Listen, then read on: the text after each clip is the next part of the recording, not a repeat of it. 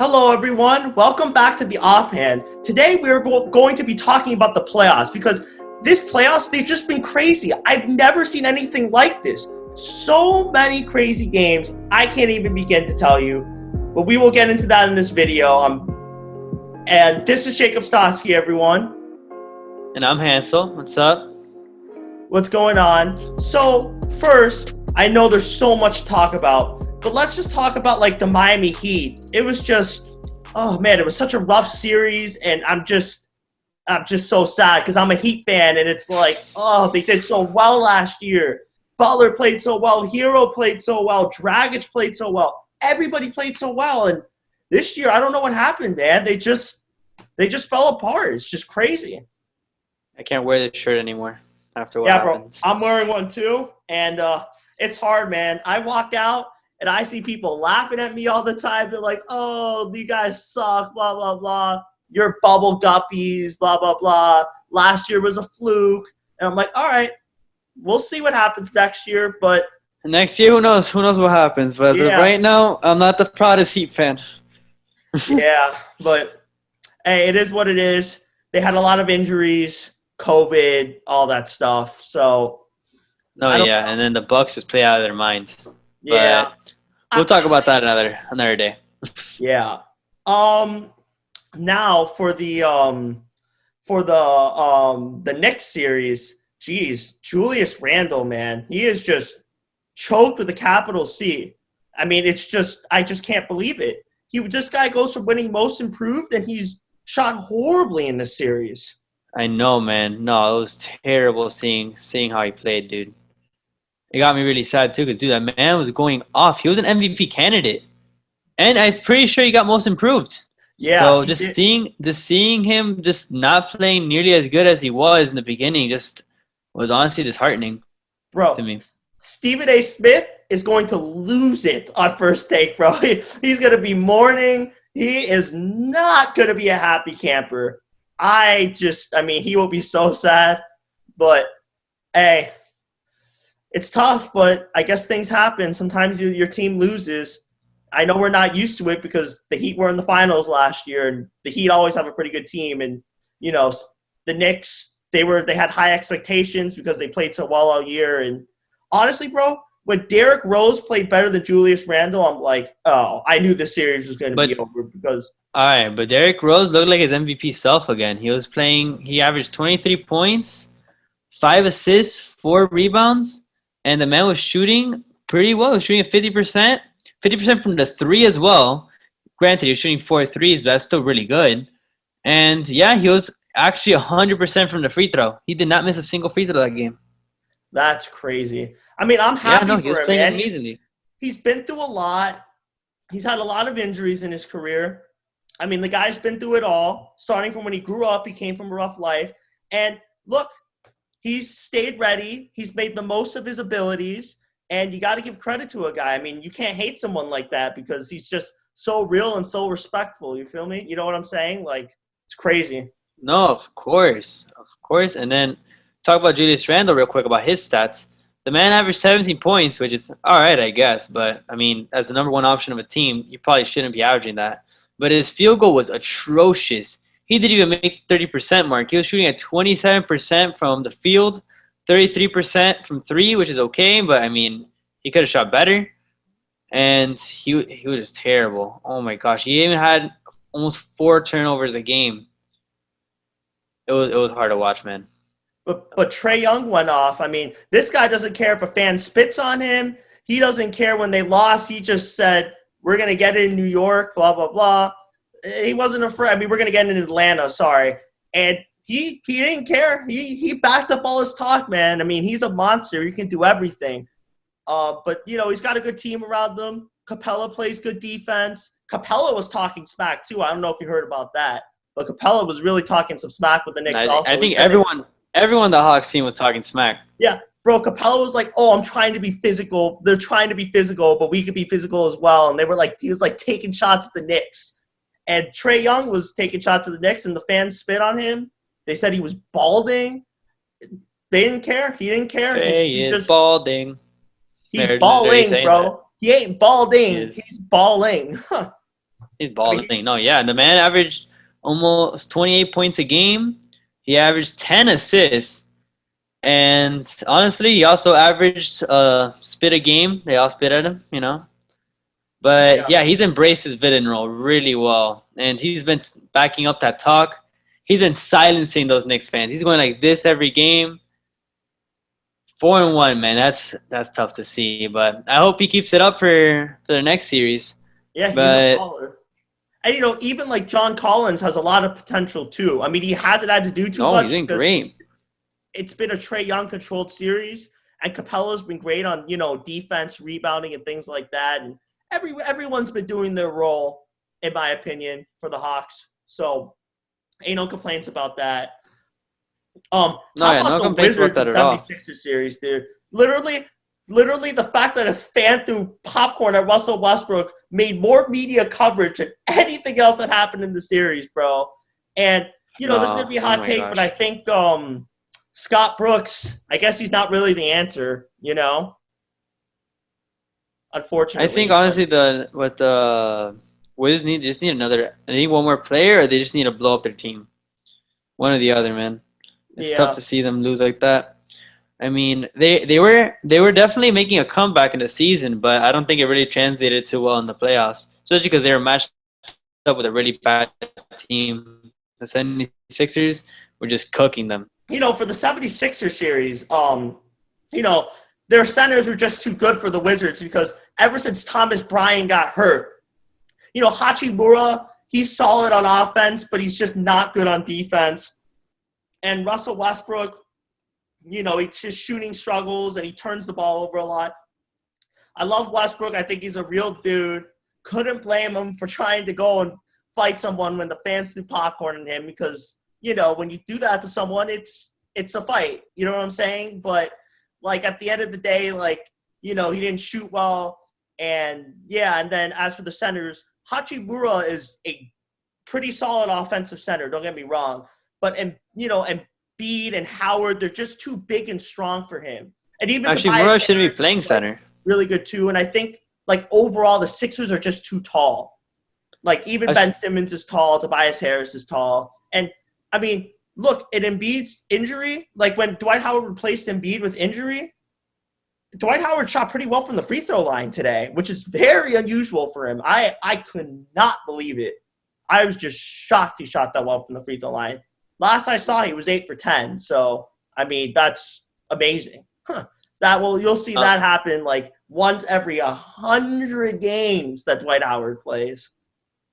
I'll be honest, lethal shooter really made him a better free throw shooter. Yeah. And not just that, I was gonna say that Hashimura, he shouldn't be playing center. That man's a 3-4 max. If he's playing the 5, the team is in trouble. Right. That was like when Winslow played the 5 at one point with the Heat, and that was terrible. That was the worst idea that the Spolsters ever come up with. Yeah, I think they were so thin at the center position, and they just didn't have a lot of height. They had good guards, not as much height as I think they needed. I think if the Wizards want to take that next step over, go over the top, they're gonna have to get a good center. That's what they're missing. I mean, Thomas Bryant is good, but he tore an ACL, I think. So who knows how long it's going to take for him to get back? You know what I'm saying? But yeah, I think he's pretty good. But I think they need an elite, a Miles Turner or something if they want to get to the 6th or 5th seed. And honestly, that was the same issue with the Celtics. So if you watch the Celtics, they need a big man as well. And they needed a score. Jaylen Brown being out was one of the worst things that could have happened to them. Yeah. And the Nets just destroyed them. I felt bad. The only way Tatum could have won was by scoring 50. If not, then there's no chance. Yeah. I mean, dude, I think, Tatum did as well as he could. Everything, he had to carry the whole team offensively. And they're just too deep. With them not having Jaylen Brown, because not only is Jaylen Brown valuable on the offensive end of the court, but he's also very valuable on the defensive end of the court. And I don't think people realize this. That's very important, how good he is at defense. He has good hands. He can guard the 1 and the 2 and the 3 very well. And, Kemba is a little inconsistent at times. Fournier is a solid backup, but, he's not a starter in my opinion. He's a good backup, but he's not a starter. And even though the Nets don't have a center, like necessarily a great center, like Blake Griffin's not bad, like, because his role is so diminished that he's pretty solid in his role, I think. They still have, aside from the big three who are unstoppable right now, for a lack of a better term, even Joe Harris could step it up sometimes. He's a lethal shooter. The guy could shoot. He's a sniper, bro. He is. Top three. He is. And that team for one of the games combined for 104. Just 3 of them. The same accounting for Joe Harris is probably like 15 or 16 that he got. That's just insane ridiculous. To me. That's ridiculous. Insane. But let's not even talk about that. We just have to have a moment of silence for Heat fans, Celtics fans, Wizards fans, even Memphis fans probably Memphis fans too today after what's happening right now. I mean, have a moment of silence. Stephen A. Smith for sure is going to have a moment of silence on first take tomorrow. He is not going to be happy. In terms of Memphis Jazz, I think, when Donovan Mitchell was out and Memphis won that first game, maybe Memphis had a chance. But once Mitchell came back, Mitchell's so important to the team, and he's a difference maker for them. Like, Joe Ingles is a solid backup, but he is a backup. He's not he can play starter minutes, but Mitchell is the star of that team offensively. So I think, of course. And if you've seen Mitchell's averages, the man looked like how he looked like in the bubble. He was averaging 28, which is, of course, not the 36 points he averaged last season. But still, 28 points a game coming back from an injury is still amazing to me. And, yeah, he was getting, like, almost 2 steals. Like, 1.3, but it's good enough. He was just doing everything offensively, though. That man focused purely on offense, and that's what the team wanted. The team needed that. Because Mike Conley, he was stepping it up when they needed him, but Mike Conley's a better secondary scorer than he is primary. Yeah. And, yeah, they could run their full playbook once they have Donovan Mitchell back, and I think as soon as he came back, it was over for Memphis. Yeah, and, even with, like, Mitchell, Conley, and Gobert, I think they've been executing, the pick and roll very, very well. I've been very impressed with their ability to do pick and roll and things like that. Even Bogdanovich and Gobert, they've done some pick and roll too. It's been pretty interesting to see. They've done a lot of pick and roll. I think that's cool. And, again, Mitchell just as a scorer just makes the difference for them. Because I think, again, Ingles and Clarkson are too inconsistent to be starters all the time. That's why they're so great off the bench. But, they're inconsistent, but they are better off the bench. They're more consistent when they play off the bench, in my opinion. Oh, yeah, agreed. And real quick, to cover Memphis real quick before we transition, John Morant, I think he's definitely a future star. Like, this season, he didn't look too good. His sophomore slump really hit him hard. But in the playoffs, he showed that he could play really well. He averaged 31 points a game and 7.5 assists. And he was shooting 48% in the field, which is really good. His three wasn't that good, but he didn't even need it. The man was just doing so well, like, with everything else, that teams couldn't guard him. And, even Dylan Brooks, he showed some potential. He could be a very good second, third option guy, too. Dylan Brooks played well. So did Valanciunas. Those teams played well. It was just they're no match for a team like the Jazz, who are the number 1 team in the West. Yeah, Dylan Brooks averaged almost 26 points a game. And he was also he actually shot better than Morant did with 51%, almost 52. Yeah, he was playing out of his mind as well. I definitely hope to see them in the future. I think the other thing for Memphis is they need more depth, because I think they're so reliant. Kyle Anderson played decent in the series, don't get me wrong, but they need more of a bench. And also another thing that hurt Memphis was Jaren Jackson Jr. not being 100% healthy, because he is really important to the team. So, they need him 100%. And if he was 100%, I believe they could have been like a 6th seed, 5th seed in the West if he was 100%. To be honest, don't be surprised if next season they come back and become a 4th seed. I would not be surprised. That would be nuts. Just because you saw the Jazz. The Jazz, no one expected them to be a 1st seed, and they did it. If Memphis gets all their money moves right, they could definitely be a 4th seed. I do not see why they couldn't. They Yeah. have the talent for it. All he needs is depth. And I've been saying this for But Rand. anyways, let's talk about the Mavs Clippers. That's going on right now. It's almost 12. It's right now 67-70, and it's anyone's game right now in that. But we're not gonna talk about that game because I don't think we're gonna have enough time with this video. But let's definitely talk about the series, how it's going on so far. Yeah, I mean, look, I think Luka is a baller. There's no question. Even though he hasn't been shooting great for the free throw line, I think he's so important to the team. And I think Porzingis' lack of play and lack of assertiveness and aggressiveness that they need him to possess has been hurting the team. He needs to be more aggressive. He can't keep being passive. Luka can't do everything by himself. You just can't do that to win a game. Or if you want to hear something crazy, Kristaps actually played much better last season than he did this season. Last season, he averaged 24 points a game, and he was shooting 52% from both the field goal and the three. But this year, he's only averaging 15, and he's shooting 46% for the field, which is all right. But you have to take into account he's a big man. He should not be averaging that low. And his three-point percentage has been 33%, and he's jacking up less threes, and he does not look like himself on the court right now. He looks like he's out of rhythm, does not look in shape, and hasn't been good. And for Luka has just been carrying his team. He's averaging 33 a game with 8 assists, 8 rebounds, a steal, almost a block. His defense actually been underrated this series. He's shooting 40% from the three and 48% from the field. And what's crazy is he was actually shooting bad in the season, at least from the beginning. He was shooting pretty bad. And now he definitely has stepped it up.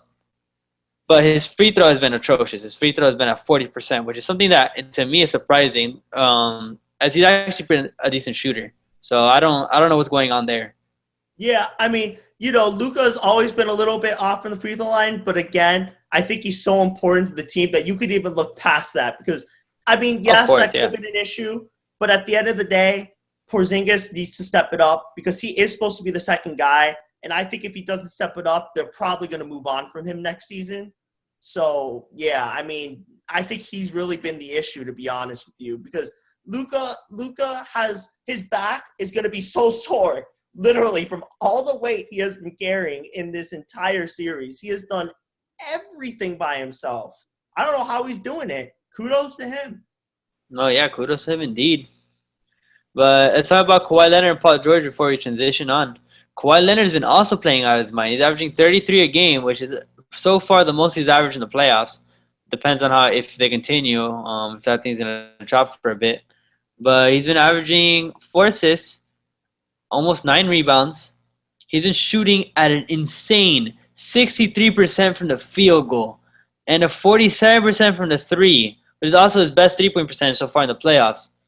And, yeah, he's been out of his mind on defense as well, averaging 2 steals and 1 block. But the thing is, which is surprising to me, is why isn't he guarding Luka? Yeah, I don't really know what to tell you because I think they need him for offense, I guess. But, I mean, you could even put Paul George on him, too. I don't know why Paul George isn't guarding him more. Yeah, Paul George is on him either. And Paul George, despite him being pandemic P, he hasn't been playing that bad. He's definitely not playing, in the level that everyone, is expecting of him. But he's averaging 25 a game. He's averaging almost 9 rebounds as well, almost 5 assists. And he's shooting at a 50% field goal and a pretty bad 3-point percentage, actually, at 29%. I mean, that man needs to stop shooting threes. But you kind of expect him to be good. But his defense doesn't look that crazy, at least in the stats. I don't know too much about in-game. In-game, he probably does a lot of things that's not on stat sheet, but in terms of the stat sheet, it's definitely not translating to how he used to be playing. Yeah, I mean, again, I think he needs to be shooting ball from the three-point line because he's had a lot of open ones, I think, that he's missed. But, I mean, I think he needs to fix that. But I guess you could say he's playing better. But, I mean, for all the money he's getting, and, I think he's not living up to his expectations, in my opinion. No, his expectations are a top 10 player, and I do not think he is one right now. He's definitely, maybe top 20, and that's pushing it right now with how his attitude and everything else going into the game. Yeah, and, I mean, obviously, Kawhi is great in the clutch, as we know. I mean, he had a bad year in the bubble, but I'm hoping he comes to the Heat. There's a lot of rumors. He comes to my home team. So I mean, every star is going to the Heat according to us. yeah, But I mean, I'm just hoping we get a good player. I don't care who it is. I just want a good rotation player. That's all, man. That's yeah, all I'm expecting. I But yeah, no, Kawhi. I don't know what's gonna happen if he loses this series, but it will definitely be disheartening if they lose at 6 instead of 7 games. You know, that suck. yeah. We'll That really see. sucked. But we'll see what happens. I think it's gonna be a 7 game series. I think it's gonna come down to the last 3 minutes, maybe even like last second. Who knows? Yeah, I agree. And both Luka and Kawhi are very good in the last second of the game. So it'll be They're like, both considered faces of franchise, so that's something wild. They're both considered top 5 players, and I think it's insane. yeah, it'll be interesting to see for sure. Definitely gonna be interesting. As for the Lakers Sun series, that's been another crazy series. With Chris Paul not being himself and Anthony Davis getting hurt, it's a little unpredictable. But I mean, it's not looking good that the Lakers lost Anthony Davis because, yeah, they have some backup centers and they have Drummond. But at the end of the day, Anthony Davis, he's just too important to the team to be hurt and not play. And it Oh, of clearly showed in course. that last game when they just got blown out. And I mean, but then again, LeBron in elimination games, he could do it. If anybody could play in elimination games, we have seen in the history of this league, nobody has played better in elimination games than LeBron has. No, of course. Yeah, take into account LeBron is the best player in the NBA right now.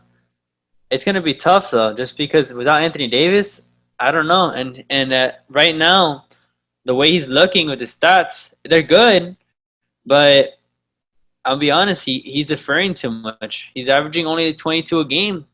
You expect someone as being like the sole star right now without Anthony Davis, you expect him to average more. So I'm hoping to see him drop 40-point bombs in order for him to like keep up the work right now. But it's looking like a uphill battle for LeBron. Yeah, But the whole thing though is Chris Paul.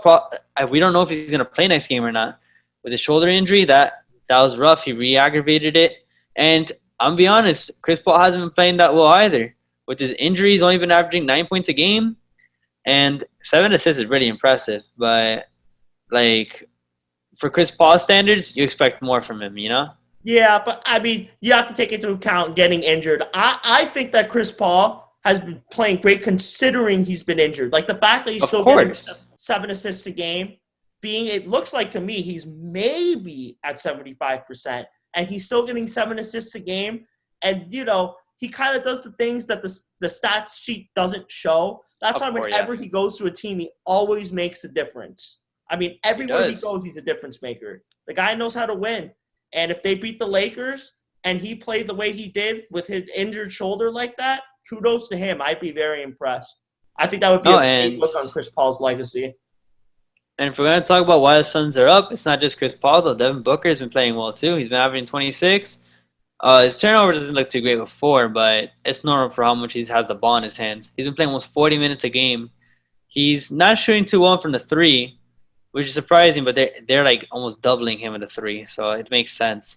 He's shooting at 44% from the field goal, and yeah, he hasn't really done too much on the defensive end. But you know who's been going off, though? DeAndre Ayton, which I'm Ooh. shocked about, dude. Shocked. Oh my gosh. Yeah, DeAndre Ayton has been a beast. I love seeing that man play. Yeah, I mean, Honestly, like it's surprising too because you thought that when him matched up with Anthony Davis, you didn't think that he was gonna play well, but he's averaging 17 a game. His free throw hasn't been too good. He's only making 50 right now, but I mean he's a big man. You're not gonna expect him to make all his free throws. But his field goal has been insane. He's been making at 80% clip right now his free throw. Not free throw, field goal, my bad. And yeah, that's to me just wild. And he's getting 12 rebounds a game.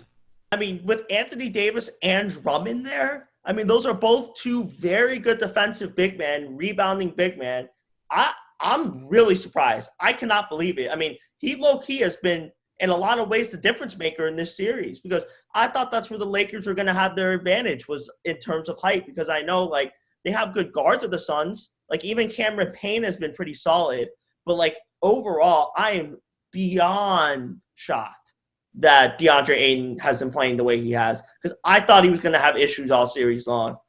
You know what's been going off? Who? My boy Damien Lillard. You know it, bro. Unbelievable, dude. Unbelievable game last night. This guy, dude, he's unguardable. Did you see what Austin Rivers said, bro? He was like, he couldn't miss a shot. And when he missed a shot, Austin Rivers got so happy, bro, because like he was trying so hard to guard him, and he just couldn't miss. It's just unbelievable. This guy made 2 game-tying shots to go to overtime and double overtime. And then CJ McCollum, bro, like, come on, man. After all that Damian Lillard is doing in that game, and you choke like that, you can't do that. Steps out of bounds. He shoots 7 for 22. Like, what are you doing? You want to hear the worst part of it all? In the 2 overtimes, Damian Lillard scored 17 points. You want to hear what the rest of the team scored? Go for it. 2. That is 2 points, and they were like 1 for 19. I was just watching Robert Covington dunk bricks because he went to dunk it and he missed both of them. I was angry when I saw that. And then everyone else was missing. Not having Nurkic there was terrible on them.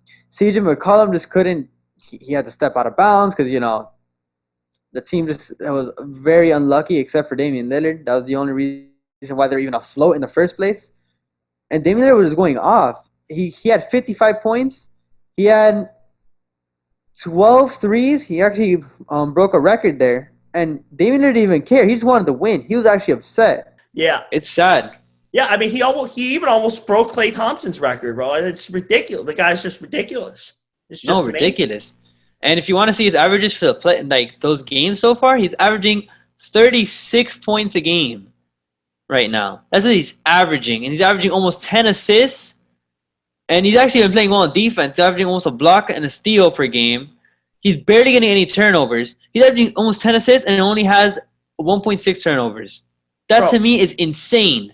And his field goal, if you want to look at that, he's shooting at a 47% clip from the field goal, and then from 3.9, he's shooting at 47.8, which is to me wild. Jesus Basically, like every second shot that man shoots, it goes in. Dude, I could not believe how badly the team played. Bro, I'm going to be honest with you, and I'm going to sound crazy, bro, but I'm shocked the fan didn't, like, spit on CJ McCollum. If there was any Portland fan just sitting there that they didn't do anything to CJ McCollum, because I'm sure the fans were beside themselves. Especially because they were down by 3 when he stepped out of bounds. Yeah, that lost them the game. I mean, it kind of looked like, you know, that review that at first it was off Jokic and that the Trailblazers were going to get the ball back. I was like, no way. It's off Jokic. Oh, my God. I started screaming. But then I saw the replay. I'm like, oh. Damn. I think they should have given it to Portland. I think they should have let the game keep going. That's just me. I think the fans would have been happier. But no, we don't make fans happy. You know, that's not what the NBA is about. It's about fairness. Yeah. I respect the refs for that. I mean, you got to give it to them, though. I mean, you know, the refs get a lot of hate, so, I mean, they got to do their job. But, damn, can you imagine? And that's the other thing. Lillard had Austin Rivers on him one-on-one. Why did they make him pass the ball? Like, it looked like they ran a play for someone else because they thought he was going to get double-teamed and they were going to use him as a decoy. He was one-on-one with Austin Rivers. Like, what are you doing? Let Lillard do his thing. He did it twice. Let him shoot the ball. Nobody else needed to be shooting the ball. But Lillard, and then if he's double teamed, Covington. Well, it was actually Lillard's fault though. It was Lillard's fault. Lillard passed it. He shouldn't have passed it. Yeah, but dude, I mean, you can't blame Lillard overall in that game. No, it's not. No, it wasn't Lillard's fault at all, in my opinion. He didn't do anything wrong. But if you want to talk about anyone else, Jokic was one of the biggest reasons why Damian Lillard had to drop those 50 points. Jokic has been averaging 32 points a game, 11 rebounds. His assists actually haven't been too good. Only 4 assists, but he's been shooting so many shots. Like, I don't blame him. He's been shooting at almost 52% field goal and a 42% from the 3. He's playing out of his mind. He wants to carry that team. Even without Jamal Murray, he's like, I want to make it. Yeah, and you know, like a lot of his assists, you know, because they did a lot of pick and pop between Jokic and not a lot, but a fair amount of pick and pop and pick and roll with Jokic and Murray, and they ran flare screens for him. And, Jokic is good at finding the pass, but, but now that Jamal Murray's not there, it's kind of harder for him to assist because they're not worried about a second guy. Like, all Portland is worried about is Jokic. Although, don't get me wrong, Michael Porter can play basketball. No. Yeah, he's been averaging 17 a game. He's been shooting at a 38% clip from the three and 54% from the field. He's been playing really well. He's definitely stepped up, and Campazzo's been playing his role too, just being the good defensive point guard that they needed. Although, yeah, I'm surprised. I get why Campazzo is in on Dame. Dame would just shoot over him every time, but Campazzo definitely has been doing great in pestering the passing lanes. And he's doing great and just being there as a replacement for Jamal Murray. Though if they had Jamal Murray, the series would look very different.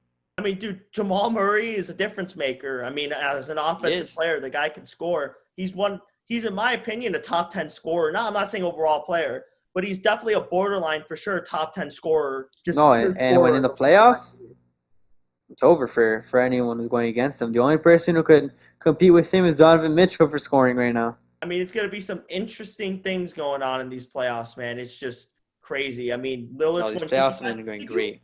Can you imagine how pissed he must have been? He must have been slamming things in the locker room. When you score 55 points efficiently like he did, and you hit 12 3-pointers and you lose, I would have just lost my mind. I would have been so pissed off if I was in his position, bro.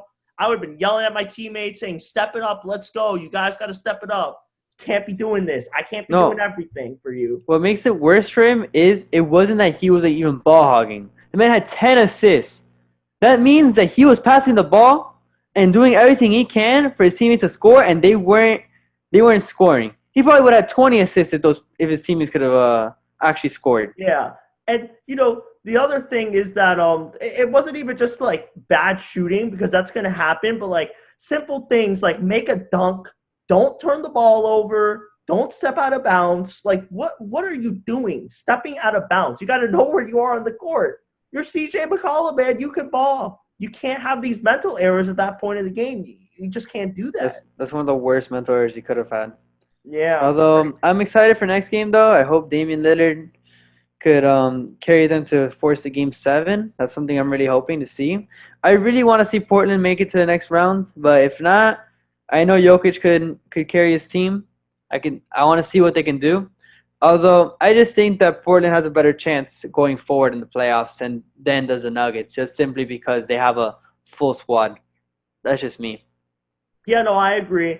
Because losing Jamal Murray is big, and Yusuf Nurkic is starting to get healthy, and Canner can play too. So they have some solid big men there, and they're more healthy, obviously. Covington normally doesn't brick dunks. I don't know what that was about. And McCollum. I don't know what that was about either. McCollum normally shoots better than 7 for 22. So I guess we'll see what happens next time, man. Thank you, everyone, for tuning in. This is the Offhand Sports YouTube channel, and thank you so much.